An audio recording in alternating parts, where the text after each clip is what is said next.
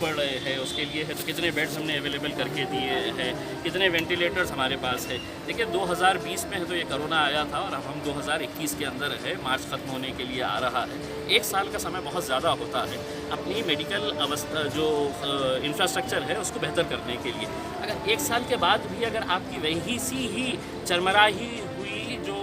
हमारी हेल्थ सेवाएं हैं, तो इसके लिए कोई ना कोई तो जिम्मेदार होगा। मैं किसी कलेक्टर के विरोध में नहीं हूँ, मैं किसी पुलिस कमिश्नर के विरोध में नहीं हूँ, मैं किसी म्यूनसिपल कमिश्नर के खिलाफ नहीं हूँ। ये लोग जो काम कर रहे हैं ये काबिल तारीफ़ काम है, और इनसे काबिल तारीफ़ काम वो है जो डॉक्टर्स कर रहे हैं ऐसी परिस्थिति के अंदर जहाँ पर उनके पास कोई इंफ्रास्ट्रक्चर अवेलेबल नहीं है और इतने सारे पेशेंट्स को अटेंड कर रहे हैं। उनके बारे में भी तो किसी को सोचना पड़ेगा ना। तो हमने ये बताया है कि साहब अगर आप लॉकडाउन अगर कर रहे हैं, जिसका मैंने साफ तरीके से कहा, कुछ लोग प्रतिनिधियों ने उसका समर्थन किया है अंदर मीटिंग के अंदर। अब पता नहीं है बाहर आकर है तो उन्होंने समर्थन किए है या नहीं किए है करके, लेकिन अंदर मीटिंग के अंदर कुछ लोग प्रतिनिधियों ने कहा कि हमारा इसके लिए समर्थन है करके। मैंने कहा कि 200% मेरा इसके खिलाफ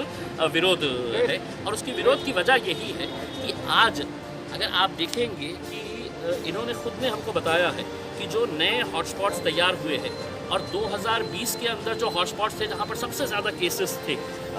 और वो केसेस और ये टाइम जो कोरोना वायरस फैल रहा है वो टाइम के जितने केसेस आज देखने को मिल रहे हैं, तो उसके अंदर आपको पता चलेगा कि उन्होंने खुद ने अपने डेटा के अंदर बताया है कि हॉटस्पॉट्स इन बोथ वेव्स 2020 और 2021 के अंदर कौन कौन से इलाके हैं।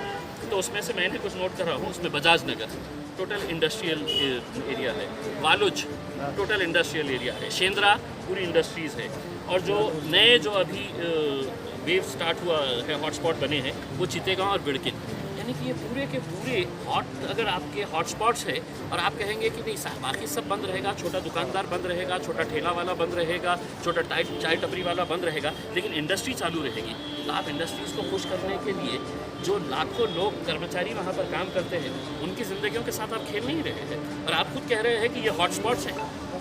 तो कहीं ना कहीं मतलब ये मेरे हिसाब से ये एक गलत जो फैसले लिए जा रहे हैं। और हमारा जो 31 तारीख के दिन का जो हमने मोर्चे का ऐलान किए थे, हमने ये कहा है कि ये मोर्चा होगा, और हमने पुलिस प्रशासन को ये साफ तरीके से कहा है कि साहब अगर आप ज़ोर ज़बरदस्ती करेंगे तो आप समझ लीजिएगा अगर कुछ भी गलत अगर होता है तो इसके लिए पुलिस और प्रशासन इस वजह से जिम्मेदार रहेगा, क्योंकि जो सड़क के ऊपर लोग आ रहे हैं तो कोई बहुत बड़े बड़े धन्ना सेठ या उद्योगपति नहीं आ रहा है सड़क के ऊपर। सड़क के ऊपर वो आदमी आ रहा है जिसका पेट खाली है, जो अपनी भूख मिटाने के लिए सड़क के ऊपर आ रहा है कि मेरे बारे में भी कोई सोचो करके। और इसके बारे में किसी ना किसी को तो सोचने की ज़रूरत है। और हमारा यही कहना है कि आप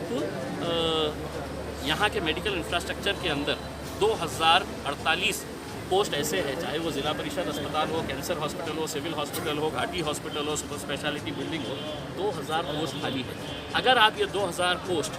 अगर जल्द से जल्द अगर भरने का फैसला करते हैं तो आपको लॉकडाउन लगाने की ज़रूरत ही नहीं है। और आपके खुद के जो आपके ऑफिसर है, सीनियर मोस्ट ऑफिसर है महाराष्ट्र के, उन्होंने लिखित के अंदर दिया है कि डॉक्टर प्रदीप अवटे, उन्होंने कहा है कि lockdown is not the solution.